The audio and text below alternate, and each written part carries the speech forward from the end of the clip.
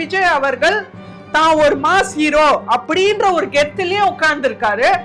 இது அரசியல் களத்துல, இது தேர்தல் களத்துல கண்டிப்பா அவருக்கு வீழ்ச்சி. இன்னைக்கு இந்த ஜனநாயக படத்தை ஒரு அரசியல் சர்ச்சையா கலப்பி அதுல ஒரு ஆதாயம் தேடணும்னு நினைச்சிட்டு அவரோட இந்த ரியல் அரசியல்ல முழுகிட்டு ரியல் அரசியலை கேய் விட்டுட்டாரு. ஜனநாயகம் வரதே கொஞ்சம் கேள்விக்குறி, ஒரு சந்தேகம் அப்படிதான். இன்னைக்கு ஜனநாயகம் வரதே ஒரு கேள்விக்குரிய ஆன ஒத்த காரணம் ஜனநாயகம் டீம் மக்கள் ஜனநாயக படத்தை விட இன்னைக்கு ஜனநாயக சென்சார் நியூஸ் தான் வைரலா போயிட்டு இருக்கு. நீ ரியல் கட்சியான்னு எப்ப தெரியும்னா தேர்தல் சமயத்துல மட்டும் தான் தெரியும். சோ எல்லாருமே கூட்டணிக்கு வேலை பண்ணும் போது விஜய் சார் எங்க சார்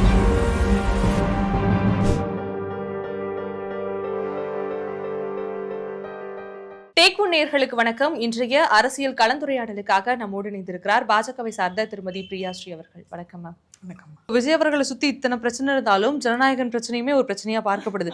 ஆனா அந்த பிரச்சனைக்குமே விஜய் அவர்கள் மௌனம் காத்துட்டு தானே இருக்காரு. நல்ல கேள்வி. இன்னைக்கு பாத்தீங்கன்னா ஜனநாயகன் திரைப்படமோட ப்ரொடியூசர் வெங்கட நாராயண கொன்கனி.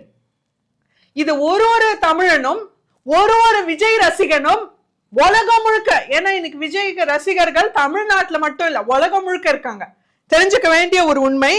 ஜனநாயகமோட ப்ரொடியூசர் வெங்கட நாராயண கொன்கனி. இவர் யாரா பார்த்திருக்கீங்களா? இவர் ஒரு ரியல் எஸ்டேட்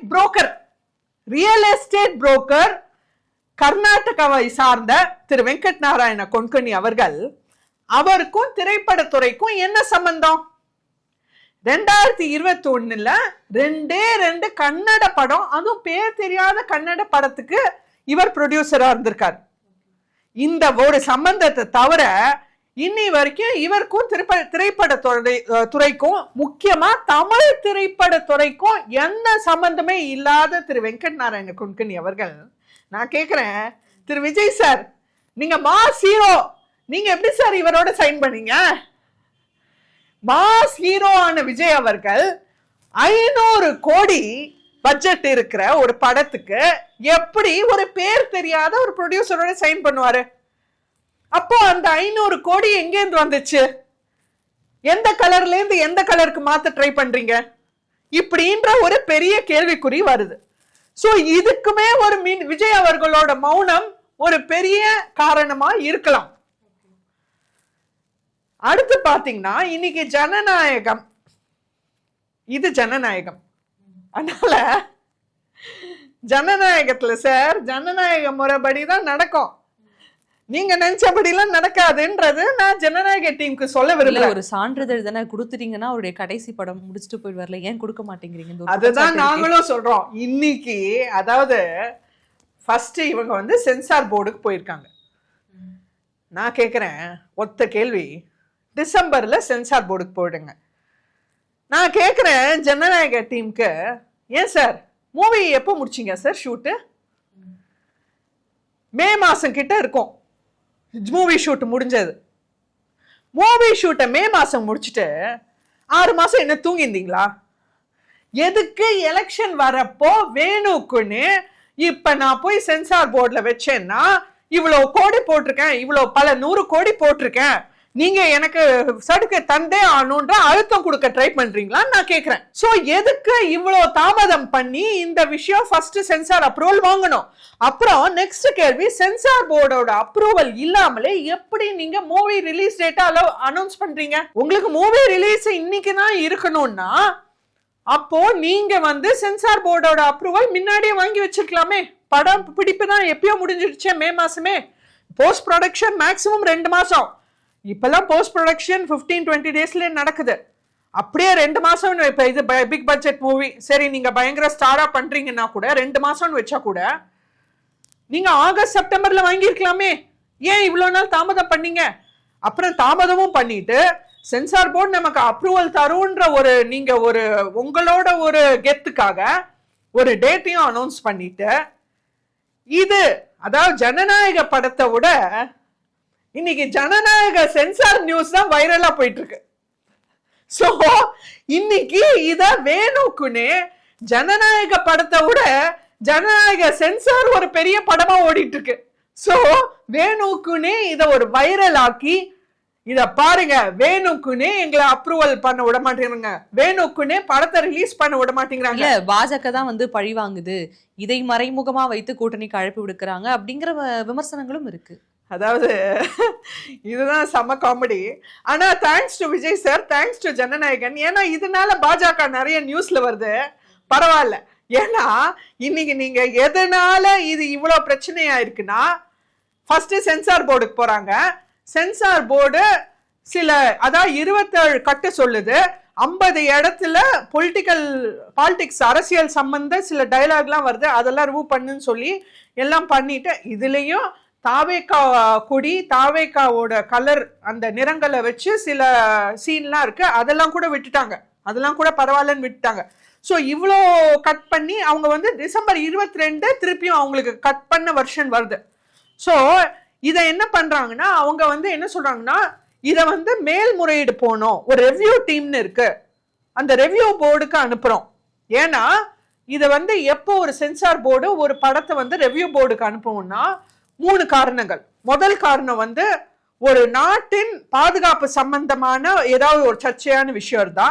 ரெண்டாவது விஷயம், ஒரு நாட்டோட ஆர்மி நேவி டிஃபென்ஸ் பாதுகாப்புத்துறை காவல்துறை ஒரு இல்ல அந்த மாதிரி சம்பந்தமான ஏதாவது நீங்க வந்து ஒரு முன்னுக்கு பின் முரம்பா ஏதாவது சொல்லியிருந்தா, இல்ல ஒரு ஜாதி மத சம்பந்தமான சமூகத்தின் ஏதாவது ஒரு பர்டிகுலர் சொசைட்டி ஒரு கம்யூனிட்டியை நீங்க வந்து ஏதாவது ஒரு சர்ச்சை கலப்புற மாதிரி ஒரு விஷயம் இருந்தா, இந்த 3 விஷயங்கள்ல மட்டும்தான் சென்சார் போர்டு ரெவ்யூ போர்டுக்கு அனுப்பும். எதுக்கு அனுப்பும்னா, எங்களுக்கு இந்த பர்டிகுலர் விஷயம் பத்தி எங்களுக்கு போதுமான எக்ஸ்பர்டைஸ் இல்ல, சோ இதுக்கான தனி எக்ஸ்பர்ட்ஸ் நாங்க கொண்டு வந்து இதை பார்க்க சொல்லி ஓகேவா இல்லையா சொல்லுவோம். கரெக்டு தானே? இதை சொன்னதுக்கு நம்ம ஜனநாயகம் டீம் மக்கள் உடனே கோர்ட்டுக்கு போயிட்டாங்க. ஏன் கோர்ட்டுக்கு போற? அன்னைக்கு டிசம்பர் 22 அன்னைக்கு நீங்க சரிங்க சார் நீங்க ரெவ்யூ போர்டுக்கு அனுப்புங்க, ஆனா எங்களுக்கு இந்த டேட் ரிலீஸ் இருக்கு, ஜனவரி 10 நாங்க ரிலீஸ் போட்டிருக்கோம், எங்களுக்கு கொஞ்சம் நீங்க அவசரமா பண்ணி கொடுங்க, ஃபாஸ்டா பண்ணி கொடுங்க அப்படின்னு ரெக்வஸ்ட் பண்ணி அப்படின்னு இறங்கி போகாம இன்னைக்கு நான் தான் கெத்துன்னு காமிக்கிறதுக்காக வேணுக்குனே கோர்ட்டு போய் நின்றாங்க. என்ன நினைச்சாங்க, கோர்ட்ல இது குவாஷ் ஆயிடும், நம்ம இது அப்ரூவ் ஆயிடும் நினைக்கிறாங்க.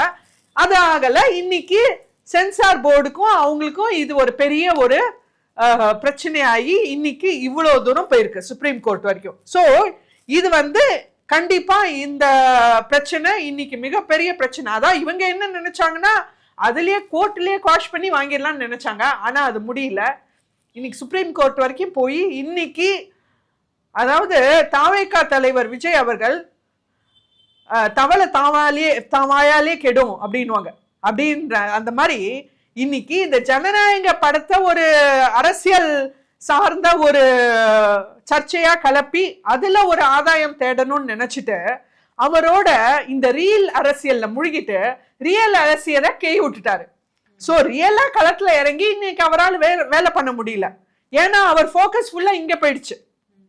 சோ இன்னைக்கு ஆக மொத்தம் ஜனநாயகம் ரிலீஸ் ஆகுமா அப்படின்ற ஒரு பெரிய கேள்விக்குறியில வந்து நிக்குது. ஏன்னா இப்போ இனிமே இவ்வளவு தள்ளி போயிடுச்சு. இப்ப இனிமே எலெக்ஷனுக்கு டேட் அனௌன்ஸ் பண்ணிடுவாங்க பிப்ரவரி எண்டுல. அதை ஒட்டி இவங்களுக்கு கிளியரன்ஸ் வந்தாலும் இவங்க ரிலீஸ் பண்ண முடியாது. ஏன்னா எலெக்ஷன் போர்டு எலெக்ஷன் கமிஷன் வந்து தேர்தல் வந்து டேட் அனௌன்ஸ் பண்ணிட்டாங்கன்னா இந்த படத்தை ரிலீஸ் பண்ண விட மாட்டாங்க, தேர்தல் அப்புறம் தான் ரிலீஸ் ஆகும். ஸோ இன்னைக்கு விஜய் அவர்கள் தான் தள்ளியே மண்ணள்ளி போட்டாரு இந்த ஒரு விஷயத்துல ஒரு அரசியல் ஆதாயம் தேடின்றது என்னோட கருத்து. ஓகே, இந்த ஜனநாயகன் வர்றதே கொஞ்சம் கேள்விக்குறி, ஒரு சந்தேகம் அப்படிதான். இன்னைக்கு ஜனநாயகம் வரதே ஒரு கேள்விக்குரிய ஆன ஒத்த காரணம் ஜனநாயகம் டீம் மக்கள் மட்டுமே. இந்த நிலைமையில கூட எப்ப வந்து ஹைகோர்ட்ல அவங்க வந்து கேஸ் இதாச்சோ அவங்க மேல்முறையீடு போடாம அட்லீஸ்ட் அந்த இடத்துலயாவது அவங்க போய் சென்சார் போர்டு கிட்ட நின்று சரி சார் நீங்க ரெவ்யூ பண்ணுங்க, கொஞ்சம் ஃபாஸ்டா பண்ணி கொடுங்கன்னு ரெக்வஸ்ட் பண்ணியிருந்தா அட்லீஸ்ட் அப்பயாவது ஆயிருக்கும். ஆனா அப்பயும் நான் கெத்து நான் மாஸ் ஹீரோன்னு நிந்தீங்க பாத்தீங்களா, அங்கதான் பிரச்சனை. அதே கெத்து தான் இவர் வந்து தேர்தல் காலத்திலையும் காட்டுறாரு. இன்னி வரைக்கும் அதாவது கூட்டணிக்காக அந்தந்த தலைவர்கள் அவ்வளோ பாடுபடுறாங்க. ஆளும் கட்சி திமுக, ஏன் அவங்க ஆளும் கட்சி தானே, அவ்வளோ பெரிய லெஜசி உள்ள திரு ஸ்டாலின் அவர்கள், திரு உதயநிதி அவர்கள் அவங்க கூட்டணிக்கு பாடுபடுறாங்களே. கூட்டணியை சேர்க்க வலுவு பண்ண இன்னி வரைக்கும் அவ்வளோ அவங்க களத்துல செயல்படுறாங்க. தேர்தல் வருதுன்னு அதிமுக தலைவர் திரு எடப்பாடியார், பாஜக தலைவர்கள் நயனார் நாகேந்திரன் அவர்களா இருக்கட்டும், அண்ணாமலை அவர்களா இருக்கட்டும், வானதி சீனிவாசனா இருக்கட்டும், தமிழிசை சவுந்தரராஜனா இருக்கட்டும், ஏன் பியூஷ் கோயல் அங்கேருந்தே வந்துட்டாங்க. பியூஷ் கோயல் அவர்கள், அமித்ஷா அவர்கள், நிதின் நபீன் அவர்கள் அங்கேருந்து டெல்லியில இருந்தே வந்து இறங்கி இருக்காங்க. சோ எல்லா கட்சியும் அதான் சொன்னேன், ஒரு கட்சியோட நீ ரியல் கட்சியான்னு எப்ப தெரியும்னா தேர்தல் சமயத்துல மட்டும்தான் தெரியும். சோ எல்லாருமே கூட்டணிக்கு வேலை பண்ணும்போது விஜய் சார் எங்க சார் போயிட்டீங்க? கூட்டணி இல்லாமலே ஜெயிக்க முடியுங்கிற ஒரு நம்பிக்கை அவருக்குள்ள இருக்கு. கூட்டணி தேவையில்லைன்ற அதுதான் சொன்னேன். இது ரியல் அரசியலான்ற பெரிய கேள்விக்குறி இருக்கு.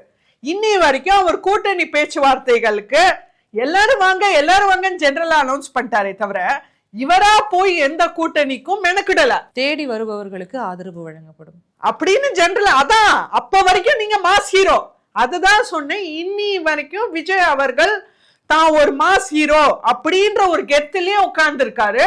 இது அரசியல் களத்துல, இது தேர்தல் களத்துல கண்டிப்பா அவருக்கு வீழ்ச்சியை மட்டுமே தரும். விஜயோடைய அந்த கரிஸ்மேட்டிக் பவர் அவருக்கு வீழ்ச்சி தான் அப்படின்னு சொல்ல வரீங்களா? அதான் விஜய் அவர்களுக்கு ஒரு கரிஸ்மேட்டிக் பவர் இருக்கு, அததான் நீங்க யூஸ் பண்ணலையே. அங்கதான் உங்களுக்கு பெப்ப. ஓகே, அவருடைய இருக்கிற பவர் அவர் யூஸ் பண்ணிக்கல. ஓகே, அத போட்டியே வச்சிருந்தாருன்னா, உள்ளே வச்சிருந்தாருன்னா அதுக்கு என்ன யூஸ்? கண்டிப்பா. ஏன்னா இன்னைக்கு ஒரு மில்டன் அவர்கள் சொன்ன இது ஞாபகம் வருது. ஜான் மில்டன் அவர்கள் ஒரு கண் தெரியாத குருடனுக்கும் கண் இருந்து ஒரு படிக்காதவனுக்கும் என்ன வித்தியாசம் அப்படின்னு சொன்ன மாதிரி நீங்க சொல்றீங்க. விஜய் அவர்களுக்கு சரிஸ்மேட்டிக் பவர் இருக்கு, ஒரு மக்களோட ஈர்ப்பு இருக்கு. ஆனாலும் அந்த ஈர்ப்பு இல்லாத ஒரு தலைவருக்கும் நீங்க ஈர்ப்பு இருந்தும் அதை போட்டியே வச்சதற்கும் என்ன வித்தியாசம்? சோ பாப்போம். 2026 என்டிஏ கூட்டணிக்கு வெற்றி இன்னும் வலுவா போயிட்டு இருக்கு. பொறுத்திருந்து என்ன நடக்குது அப்படிங்கறத அரசியல் களத்தை விட்டு வெற்றி நிச்சயம். ரொம்ப நன்றி.